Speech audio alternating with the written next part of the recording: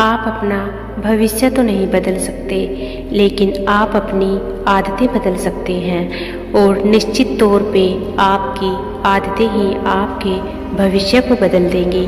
सपने वो नहीं होते जो हम नींद में देखते हैं, बल्कि सपने तो वो होते हैं जो हमें नींद ही नहीं आने देते। सोते समय हमारा शरीर एक मृत शरीर के समान होता है और जब हम उठते हैं तो हमारा शरीर का एक नया जन्म होता है।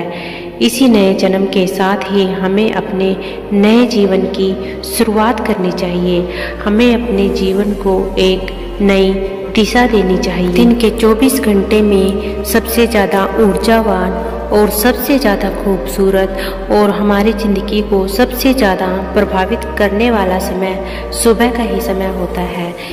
और इस सुबह के समय में जिन आदतों को आप अपने जीवन में अपनाओगे, ये आदतें सिर्फ आपके दिन को ही नहीं बल्कि इन आदतों का प्रभाव आपकी पूरी जिंदगी पर पड़ता है और ये आदतें आपके जीवन के लक्ष्य पर भी सकारात्मक प्रभाव डालती हैं। आपके जीवन की सफलता और असफलता में भी इन आदतों का बहुत योगदान होता है। भगवान बुद्ध की कहानी के माध्यम से आज मैं आपको ऐसी कुछ आदतों के बारे में बताने जा रही हूँ जिन्हें अपनाकर आप अपना आज, भविष्य और अपनी जिंदगी को सफल बना सकते हो। जिंदगी में आप हमेशा आगे रहोगे। एक समय की बात है, एक बार भगवान बुद्ध अपने शिष्यों को आश्रम में उपदेश दे रहे थे। वह उन्हें बता रहे थे कि एक इंसान किस तरह से सुबह की कुछ अच्छी आदतों को अपनाकर अपनी ज़िंदगी को खुशहाल और ज़िंदगी में कामयाब बन सकता है। इन आदतों को अपनाकर हम अपने पूरे जीवन को बेहतर बना सकते हैं।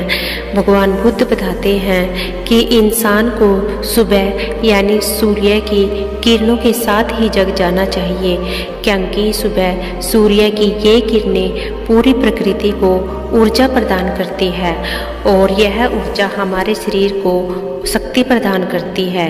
इसलिए हमें सुबह उठकर इस ऊर्जा का आनंद लेना चाहिए और यही ऊर्जा इंसान को पूरा दिन आलस्य और थकावट से दूर रखती है और हमारे मन को भी शांति प्रदान करती है।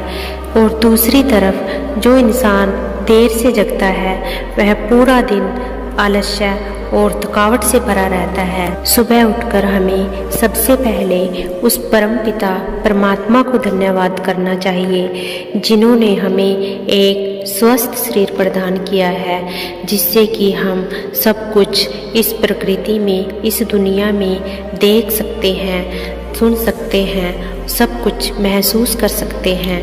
लेकिन इस दुनिया में बहुत से लोग ऐसे भी हैं जिनके पास यह सब कुछ नहीं होता है। इसलिए अपने आप को हमेशा सौभाग्यशाली समझें और उस परमपिता परमात्मा को कोटि कोटि धन्यवाद करें कि हे परमपिता, आपने मुझे ये सब कुछ दिया, इसके लिए मैं आपका आभारी हूँ। इसके बाद महात्मा बुद्ध अपने शिष्यों को सुबह की दूसरी आदत बताते हैं और महात्मा बुद्ध जी कहते हैं कि हमें सुबह उठकर ध्यान करना चाहिए।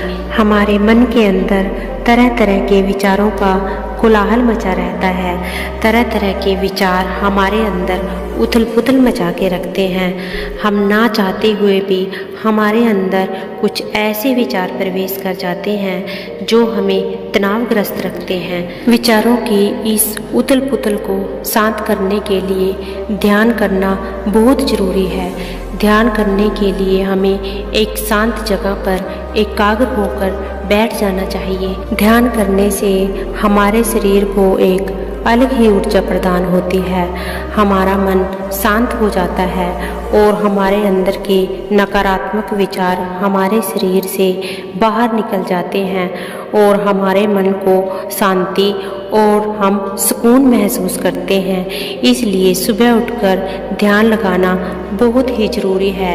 इससे इंसान की ज़िंदगी और उसके आने वाले समय पर बहुत अच्छा प्रभाव पड़ता है और वह अपना पूरा दिन शक्तिवर्धक और स्फूर्ति से भरा महसूस करता है। इसलिए सुबह उठकर ध्यान लगाना बहुत जरूरी है। इसके बाद महात्मा बुद्ध जी अपने शिष्य को तीसरी आदत बताते हैं। वह बताते हैं कि जिस तरह से हमारे शरीर के लिए भोजन जरूरी है, पानी जरूरी है और हवा जरूरी है, उसी तरह से हमारे शरीर के लिए व्यायाम भी बहुत जरूरी है। व्यायाम करने से ही हमारा शरीर मजबूत और हमारे शरीर की रोगों से लड़ने की क्षमता बढ़ती है। एक इंसान चाहे कितना ही धनवान क्यों ना हो, अगर उसका शरीर ही स्वस्थ नहीं होगा तो वह जिंदगी में कोई भी खुशी प्राप्त नहीं कर सकता। इसलिए अपने शरीर को स्वस्थ रखने के लिए व्यायाम बहुत जरूरी है। व्यायाम करने से हमारा शरीर स्वस्थ व निरोगी रहता है।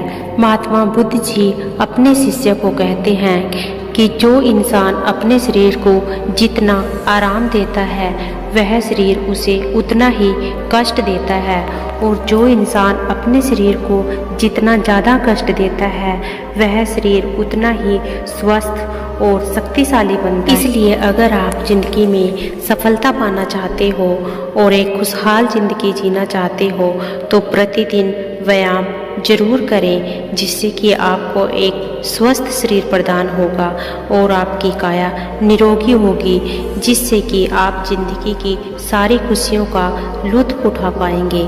इसके बाद भगवान बुद्ध जी चौथी आदत बताते हुए कहते हैं कि यह सब करने के बाद हमें अब एक कागज कलम उठा लेना है और उस पे हमें लिखना है कि आज हमें पूरा दिन में कोई ना कोई एक अच्छा कार्य जरूर करना है, जैसे कि किसी गरीब की मदद करना या किसी पशु की मदद करना।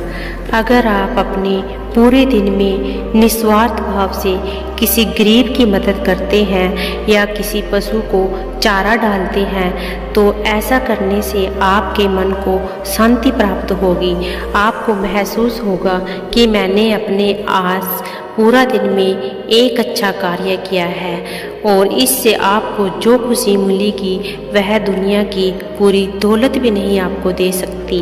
इसलिए अपनी दिनचर्या में एक अच्छा कार्य जरूर लिखें। और दूसरी बात, जब आप किसी की मदद करते हो उससे जो आपके मन को सुकून और शांति मिलती है, इस सुकून से आपके शरीर को एक अलग ही एनर्जी मिलती है जो आपको खुशी प्रदान करती है।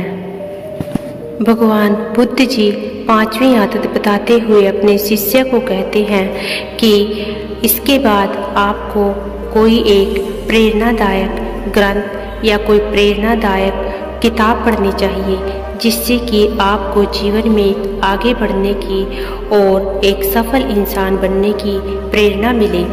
अंत में भगवान बुद्ध जी कहते हैं कि जो इंसान इन सब आदतों के साथ अपने जीवन को व्यतीत करता है तो वह एक खुशहाल जीवन पाता है और अपनी ज़िंदगी में एक कामयाब इंसान भी जरूर बनता है।